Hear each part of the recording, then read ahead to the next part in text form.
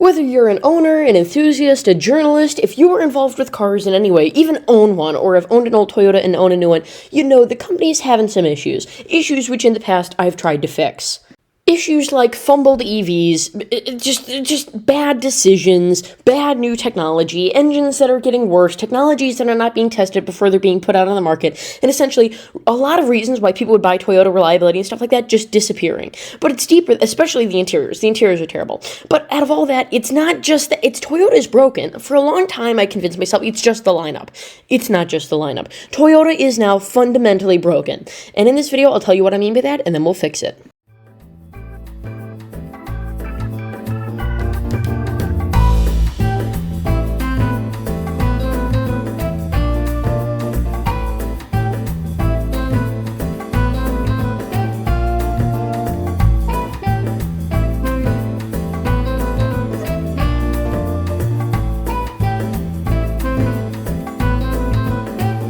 Listen, complaining can get you a lot of things, but it doesn't really change companies' minds. I've made several, and I don't expect them to, obviously, I'm just a small YouTuber, but I made several videos about why they should change this, why this is bad, yada yada yada yada yada, with Mark and stuff. If you want to watch those videos, there's an entire playlist. Point is, the thing is, getting them to actually, take constructive, you just can't do that, except for right now. For right now, and right now only, Toyota is listening to customer feedback on the new interior. Essentially, they had an old RAV4, it's the best-selling model, they got rid of all the buttons, they want to know if they went it too far. They're actively asking for reviews, so if you have a new, this could be the only chance we get, because this is, Toyota wouldn't make a change like this without doing market research, and they didn't, apparently, because it's clear in several other markets that people want their buttons back. But they didn't know that about the United States, so they just removed all the buttons and said, how much stuff can we put into the touchscreen without going too far? And now, because they're kind of like, oh, sales are down a little bit, oh no, they're trying to avidly looking at customer feedback to see if they went too far. This could be the only chance we have to put buttons back in mainstream car interiors. A company actively asking for feedback. So Toyota asked for feedback, so let's give it to them. Now, what we're going to do today is not going to be what I'm going to do. No more wireless chart, just make a list. We're going to do that at the end of stuff that I'd like them to do in more specifics, but we are going higher quality with this. We are going to look at what makes a good interior good. You know that political compass, which essentially gauges where you are on certain issues? Well, what if I remade that, but with car interiors? And if you know me, you know that that's exactly the kind of thing that I would do. So I did do it. So today we're going to analyze 5 interiors and on this little spectrum here. So I chose good looking and ugly because a car can be good looking and useless, or ugly and, ergonomic. It's a trade-off that everyone has to make. It can be useless and uncomfortable, or practical and ergonomic. So this is kind of the qualifiers here, which I've chosen to put on the graph. Starting, of course, with the 2010 Toyota Prius. So why the Prius? Well, it's not because the exterior or because it's a hybrid, it's because of the interior. This interior, does it look unpleasant to you? No, it actually looks, quite nice. It's not bad, it's kind of good. I think this is the best example that I could find in all the cars that I've driven. I own this car. Of all the cars that I know, of the most practical and prettiest interior. Practical and pretty, not just pretty, not just practical and pretty. So let me tell you why. And don't worry, unlike some other people which would just say, tell you the thing and then tell you where to look, I actually made a visual aid. Now, not a very good one. As you see, there's a little bit of green and a little bit of orange where it shouldn't be, even though orange was not used here at all. But let's just look at why it's a good-looking design. Well, first of all, everything's where it should be. For the passenger, you've got, the storage, it's very nice. All the stuff that, the color unites what its purpose is. So stuff for the passenger, like the storage, the passenger's vent, the cup holder, all the stuff that your passenger might want to use is all in blue. And it's all in this creamy, nice tan color, which is warm and inviting. Another thing about interiors, which I want to mention, is if you think your interior looks bad or good, or about the vibe, a lot of people talk about vibe, they don't know what the vibe means. One thing that can really contribute to the vibe of a car is what it presents first. What I mean by this is sitting in your passenger seat, sitting in your driver's seat. The driver's seat is kind of pointless because there's the steering wheel in the way, but what does it present? What is the thing that is closestly approaching on your body? Is it a piece of wood? Is it a piece of soft touch material like it is in the 2015 RAV4? Look it up. If it's that, then that's a very good, it can feel warm, it can feel inviting. If it's cold, hard, tinny plastic, then the interior probably feels pretty cheap. So the vibe is not just how you feel, the vibe is actually backed up by actual things. In this case, it does present cheap plastic, but it presents nicely molded, good plastic with storage. The storage makes up for the lack of soft touch materials. It's a pretty cheap interior, but everything is where it should be. The driver and the passenger have their own areas, and then it's unified by the central curve on the dash and the vent, which goes from one side to the other. It's a very, very good, well-designed interior. In terms of practicality, The Prius is damn near unbeatable. First of all, the steering wheel is oblong. It looks a little bit weird, but it's perfect. Why? Because unlike the uglier Subarus, which we're going to look at, or the, Toyotas and stuff, like the yokes, it's oblong, but it doesn't happen in a sharp turn. It's, nice. It's smooth, so when you're turning, you don't notice. It's got that little spot in the bottom, perfect for your hand. I mean, perfect for your hand. Oh, it's got a center control, which makes this little triangle, and the triangle points towards the driver. You have a little armrest there. Your armrest lines up perfectly with the average arm length for the shifter. Everything is pointed towards the driver. The screen is pointed towards the driver. And in terms of storage, this is the best in its class. I mean, really, the best. It's got, like the passenger side, an infinite amount of storage. Double storage. That is unheard of. It is excellent. It's also got climate and audio controls on the steering wheel. I mean, really unbeatable. And the best part is, it looks good. Next, let's look at something, good looking and yet a little bit useless and uncomfortable. Now, here's when I say useless, I don't mean this is terrible. I don't expect the car to have a tool belt and a table saw and a bandsaw and a wet sander. I don't mean useful. I mean like storage. I mean like, God forbid, wireless phone charger. I mean something, you know what I mean? If it's just a bunch of dead space, I mean, I would even count soft touch materials and stuff like that as useful. By unuseful, I just mean, textured surfaces, fake stitching, stuff like that. It doesn't, fake stitching is a little useful, just to make the interior look nicer, but it doesn't do any heavy lifting. So again, more visual aids. Now this is what I like to call the center split. Now purple, I know you can't read it, it's like a symphony. It's symmetry. It's of an extremely symmetrical interior, and essentially the passenger and the driver both have their own spaces interrupted by the controls in the middle. The only issue here is that, if you don't like your passengers touching stuff, this makes the controls, the vibe of the controls, very anyone can touch it. In the Prius, it's more centered towards the driver, so the passengers think twice about touching your controls. But it's an extremely symmetrical interior, and the controls bisected. It also, those little bolsters there, they're in purple, the symmetrical bolsters on either side, give it authority, and it's got a lot of storage in the bottom there with climate controls and everything. And the driver has this little silver thing which angles towards the driver to, say, this is the driver's property. You do not touch this. It's an excellent example of a very good, very nice symmetrical interior with two zones, one for the driver and one for the passenger. Okay, next we get into usefulness, and this is where we need to have some common ground. Again, I don't expect a tool belt, but I mean, come on, that's a lot of just random plastic. Ooh, this is another thing. Analyze what part encroaches on you in the passenger seat you're sitting the most. It's that little silver trim there. You are presented with silver trim on the base model, which is very, very good. On the top trim level, you even get fake wood. You know what I mean? So this also, the controls. Those little bolsters on the side, they serve another purpose. Usually, the controls can seem overbearing, like they're encroaching into your territory. Those little bolsters make it seem like the controls have their own little space, and you have your own little, yes, we have no Havanas, that's a thing of Golden Girls, but essentially, you have your own little space. You're presented with this metallic, this nice, semi-nice, nicer than the rest of the interior little bit, which is encroaching on your territory. Everything touching you is nice. It's tan, it's inviting, it's welcome, it's warming. It's an extremely good interior, if only it had just a tiny, teeny little bit more storage, even though it does have some good storage down by the gear shift. Next, we have one of the more fun ones. It's ugly and extremely ergonomic. It's the Prius V. Now, it doesn't look ugly when you just look at it, but when you really look at it, it's hideous. I mean, it is just hideous. And it's just the way it's organized. Again, if you just glance at it, you sit in it for 20 seconds during an Uber ride, you're not going to notice. But if you drive the car, if you really notice, it is revolting. Here we go. Just take a quick look. I mean, a quick look. How does it look? It looks fine. It's fine. The ugliness comes from the controls. It's this gigantic platter, like a dinner plate, this huge platter full of controls. Erase the rest of the interior. If you just erase that platter, it is just sickening. There's so much controls everywhere, so many different colors, so much stuff going on. None of them match. They're all parts, bin stuff. Nothing looks unique. It's just weird. You know what I mean? When you really look at that, it's sickening. For some reason, it's like a Fiat Multipla or something. Having this gigantic platter with all the controls on it just looks, I'm overselling it a little bit, just a little disheartening, just a little, yucky.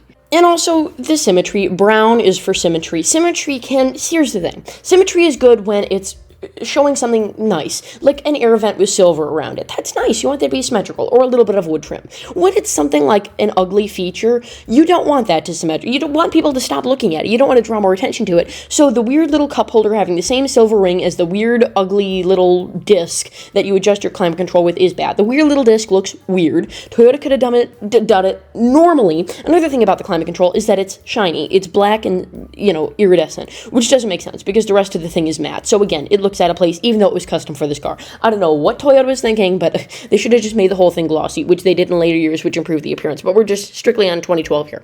The other thing is, because they align the same colors, which is, silver towards the driver with all the driver stuff, like the gear shifter and everything, and then, for the passenger, like the brown, black, iridescent, shiny, whatever, you get this, it just looks huge. It looks bigger than it already is because it's referenced. Like, I know, they looked at this, they said that platter looks really ugly, it's based on a Camry, so we need to involve it somewhere in the interior. Again, drawing more attention to something you don't want to draw attention to.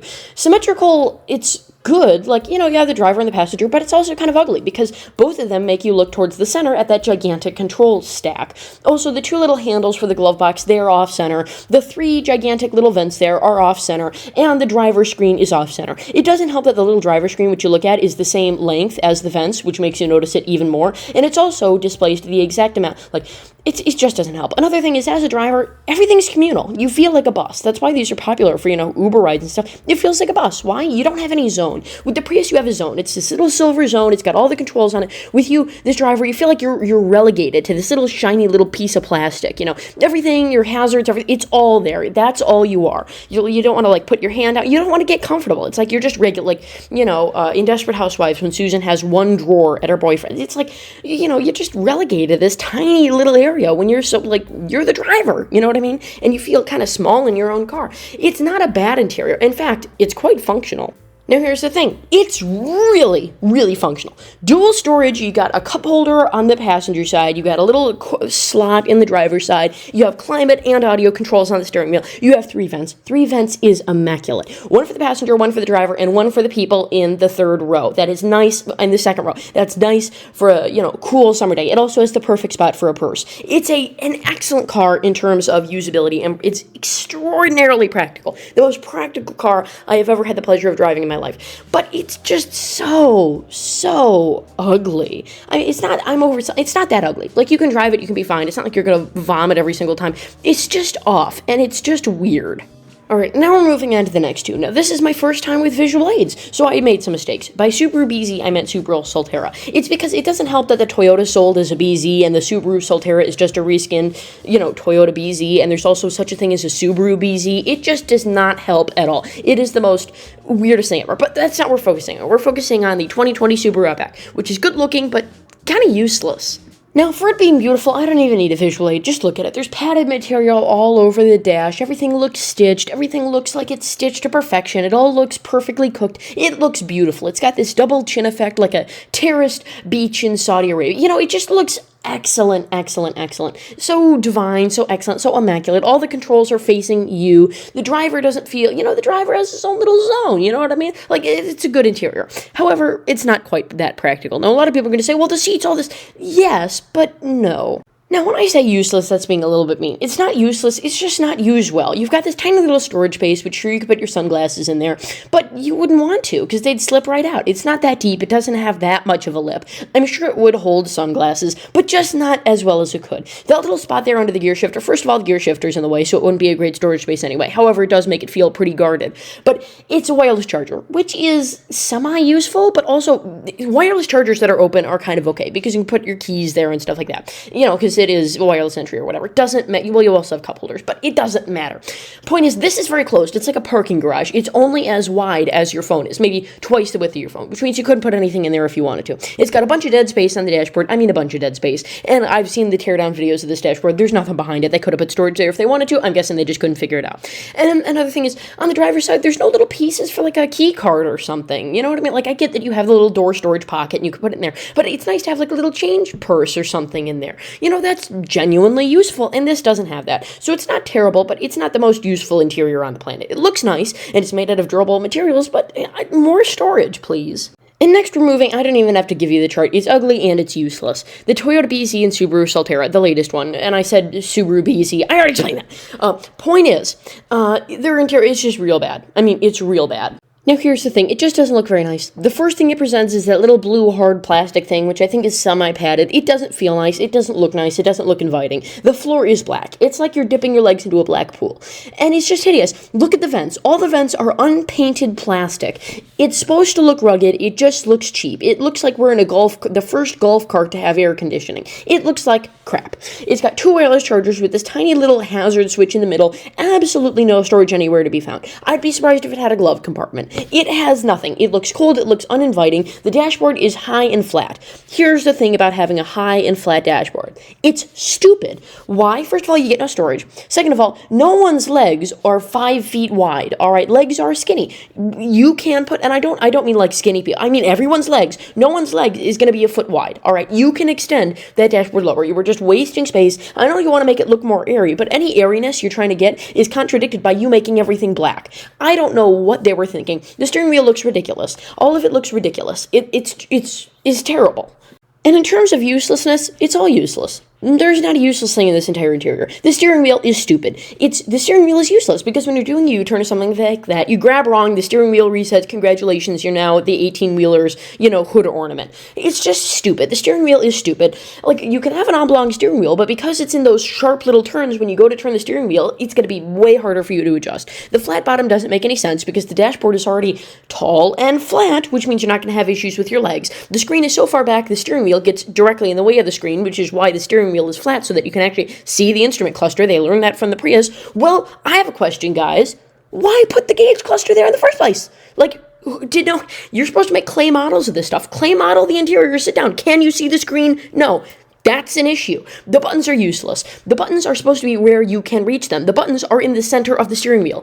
Unless your thumbs are 2 inches wide, you're going to end up taking your feet. Like, this steering wheel is designed that you would take your hands off the wheel and then take your pointer finger and push. No, you're pressing it with your thumbs. They're in terrible locations for your thumbs. They put a little bar. It's a so first of all, the point of having a steering wheel with 3 spokes is to put a little diamond pattern. Like, make it very attractive. This looks hideous. It looks like 2-spoke, like the Honda Civic Coupe in 2008 with that little crappy steering wheel, even though it is 3 spokes, and they put the 3rd spoke exactly where you want to put your hand on the bottom if you're cruising down the freeway. So it didn't need a 3rd spoke, but they put it there anyway just to stop you from putting your hand there. It's got 2 wireless chargers, absolutely no storage space. If you put anything else in there, it'll fall directly on the floor. It's like a bus. The driver has no area. You have no area. Everything's a passenger. Everything's communal. You don't have anything. Nothing is to yourself. Not even the screen you're looking at is your own. This is a rental car. It's not your car. You will never like this car. This car doesn't like you. Get the hell out of here. Everything is unpainted. It all looks hideous. There's no silver. There's no chrome. It doesn't look attractive. There are materials, like a nice soft touch dashboard, 4 feet away from where the passenger would be sitting. A lot of good that does him. But it's just hideous. It's hideous. It's ugly. It doesn't look good. There's no redeeming features at all of this interior. Nothing at all. It is the most least ergonomic interior I have ever seen. It's just hideous. So now looking at all that, let's look at the old RAV4 interior. This was pretty good for the driver. You see that little silver thing down there with the storage. First of all, it had storage. No, great. Second of all, for gloves and stuff, they had extra. This is the thing that pisses me off the most. For the climate controls, they had these big knobs. That way, if you had gloves on, you could, turn them up or down. With the new one, they got rid of the knobs and made them little buttons. What are you thinking? With gloves, you can't press that. You can't do it with gloves on. You can't do it. It's a touch screen. Gloves do not work on touch screens, and the buttons are so small, even a regular human hand is going to end up hitting the display and turning the ejector seat on, or whatever stupid crap they have in these stupid cars now. Look at the thing that's presented towards the passenger. It's a nice padded material. The driver has a nice padded steering wheel. The steering wheel is 3-spoke in the way that it should be, and that it looks pretty, nice, and attractive. It's got silver everywhere. The top of the dashboard is hard plastic because you don't need it. The middle part of the dashboard, where everyone is gonna, see, is soft plastic. And then the bottom where your shoes are gonna be is hard plastic. And there is storage there. Storage that is not, you don't want it to show off what you have in there, so it's hidden on the bottom with a dark brown liner to hide whatever you have in there. It's a very, very, very... It's just terrible. So at least you can see the screen, but we can already see, even in this photo, the steering wheel is cutting off the screen. I'm sure it'll be even worse if you're a little bit taller than where this photo was taken. The screen is gigantic and useless. The little buttons at the bottom of the screen are almost impossible to reach, and it looks terrible. It looks hideous. The bottoms, the center knob, all that, it just looks ridiculous. The stupid little vents are unpainted plastic. Again, they used to put little silver things there so that, because if you want to adjust the vent and you're not familiar with the car, if it's silver, it draws your attention to, oh, I grab here to adjust it. Nope, don't get that anymore. There's no Nothing is the driver's. Again, everything is communal. The driver doesn't have anything. No controls are facing the driver. Everything is just facing forward. The rear passenger, everything is facing towards the rear passenger. For some reason, not the person driving the damn car. So I don't know what they thought they were doing with that. The storage, instead of being under the padded material, is above the padded material, which shows off literally every single thing you have in there. So good job, Toyota. Brilliant. They got rid of the brown liner, so now you can see everything that's in there. You have like sunglasses or something, or some, congratulations. It's all in immediate view of the window or anything. Another thing, the soft touch material on the dashboard? For some reason, even, I know Toyota knows this. Remember the thing about whatever encroaches on your territory the most should be, wood or not plastic, but wood or like chrome or something soft. Well, guess what? They decided, you want to know, why don't we make the dashboard padded? And then the part which sticks out into the passenger's area, let's make that hard plastic. You see that little line there? The bottom is hard plastic, the top is soft touch. No one's ever going to touch. What are they doing? It doesn't make any sense. The steering wheel, again, looks like 2-spoke, is 3-spoke. I mean, it's just ridiculous. It looks like chocolate, tastes like spice, makes you want to have another slice. It's just stupid. It doesn't make any sense. It's a weird, bad interior. So let me make my demands list. And it's a long list of demands. Here, let me just give them to you like standard. You know what I mean? Like, just let me read them off while you look at this nice Honda Pilot. First of all, climate control, everything. It has to be physical, and it has to have a little screen. Not a digital touchscreen, a screen. It can either be color or it can be a segmented display. I don't care. There has to be 2 knobs. These knobs on the base trim level without dual zone climate control, one can be the fan, one can be the temperature. On the higher trim level, one should be the temperature, the other one should be the temperature for the passenger. They should be facing whatever side the driver or passenger is on. That's the only logical thing. No wireless chargers. They're bad, they suck, and if there is a wireless charger, it should be hidden away, able to be turned on or off. The 2018 Toyota Camry had this little wireless charger which could slide back up into the body with your phone to reveal a storage thing underneath it. If you're going to have a wireless charger, there has to either be storage underneath it, or you have to be able to turn it off, and it has to be able to hold something. Anything that encroaches onto your territory has to be a soft touch, chrome, or fake wood, or even real wood. What the hell? Why not? Or even padded or textured. It has to be. Or else it makes the car feel cheap and shitty. Anything where your legs would be down there has to be tan or cream or white. It has to be some color other than black or gray. I will take charcoal. Something lighter than black. Black, it's like your legs are going into a black hole. If you're wearing black socks and black shoes, and you can't find your legs. You have no idea where your legs are. Where'd they go? I don't know. I guess they just fell off on I-90, 50 miles ago. You have no idea. So you want to see what's going down there. So make it tan. Everything that's in, all the controls, don't bombard people with controls. Don't put it straight in your face. No, put a little bolster. That way you feel more comfortable. Make everything look comfortable. Make it look like if you jumped up on the dashboard, you could sleep up there because it's padded, even if it's not. Bring back the fake stitching. Even if the dashboard is useless, it can at least make it look nice. And we want driver-centered controls. You have 2 options. You can either do, like the Prius, driver-centered controls where all the controls are facing the driver, or you can do the center split where you have a driver area, a passenger area, and then a thing that splits them straight down the middle. Although the gear shifter is required to have a little silver or a metal or something piece facing the driver. The driver has to have his or her own area. When they are driving the car, they want to feel like they're one with the car. They want to feel an emotional connection to the car. That's what they talk about, the emotional connection. We want you to actually touch it. All the buttons that they put on that little stuff in the new RAV4 interior, it's all drive mode stuff because they want you to have a connection with the car. If you want to have a connection with the car, so like Daz and the vegan teacher. The vegan teacher said, "Oh, well, you didn't say anything nice about me," and he said, "Well, there was nothing nice to find. I don't want a connection with this car. This car is ass." That's what people are going to say. So enough with the connection with your car. People, and again, no one ever uses the drive modes. No one. I have never known.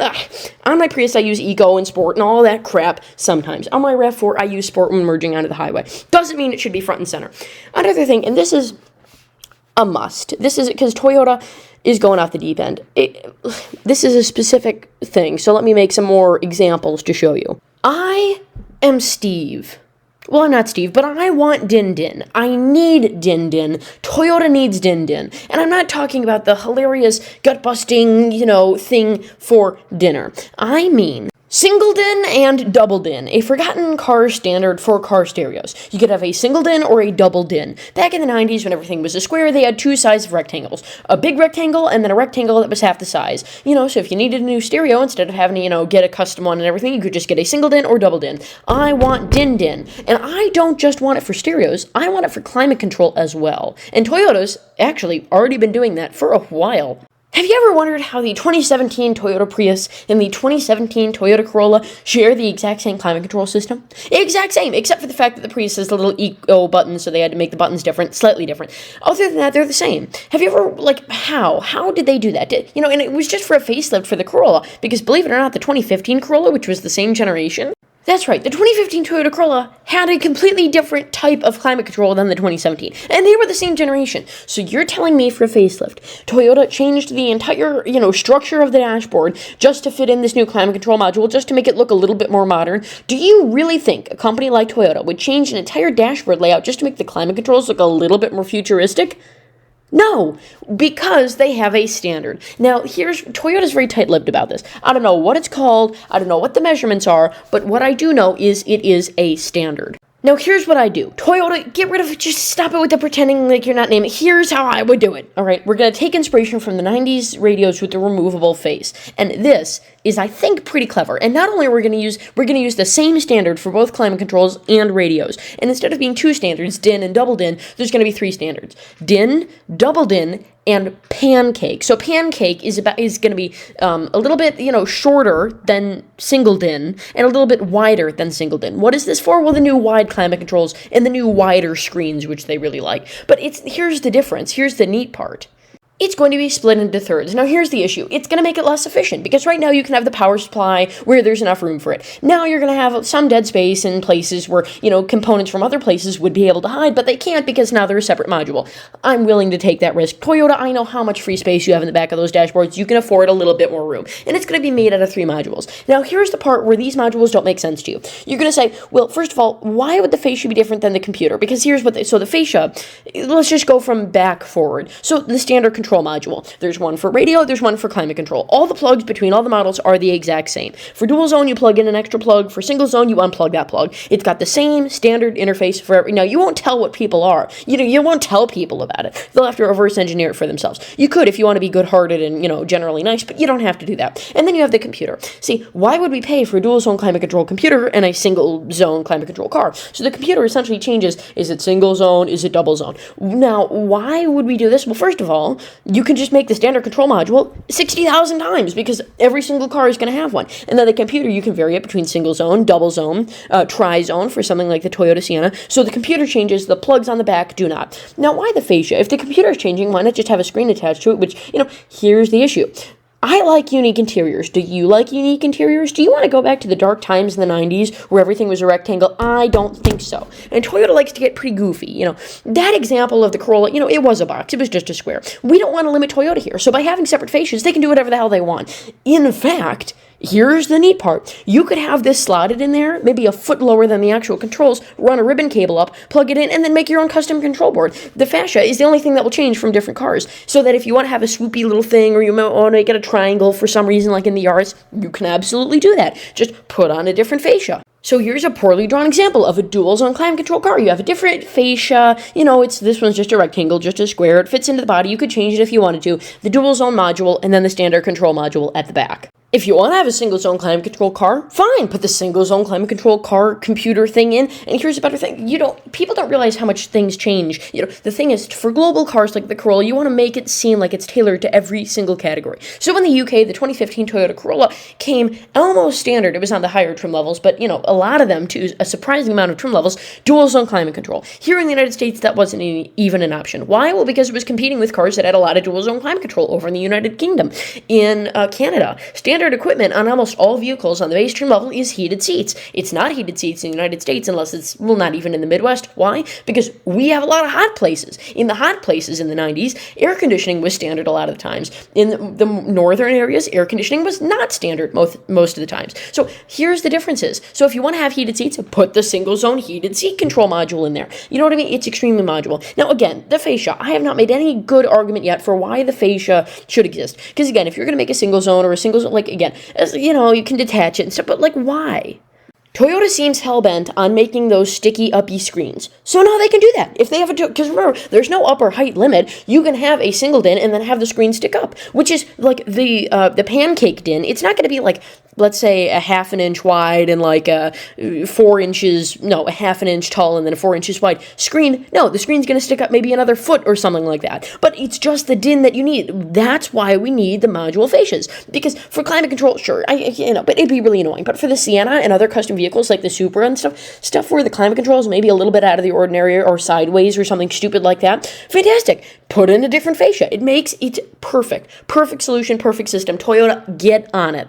Now here's the thing, if you haven't noticed, ADHD does not let me make every single thing I've been thinking about for the last 24 hours into one singular list. So if you have any more things you'd like to put on the list, my demand letter for Toyota, please type them in the comments. Let me know what you thought of this video. Don't forget to comment, like, and subscribe. What do you think of your car's interiors? And if you drive a Prius V, tell me exactly why you're mad at me for saying that your interior is ugly. And if you happen to drive a Subaru Outback, tell me why your interior is extraordinarily useful because of the seats and all that. So with that, don't forget to comment, like, and subscribe, and I'll see you all real soon. Because let me tell you, again, I always thought it was just not the trim levels, the lineup with Toyota. It wasn't. They were broken. They were getting away from these standards. They were getting away from the stuff that made Toyota good. So we need to get back to that. And not just get back to where we were, get past that. Get even further, get even better. So with that, again, I've already said that.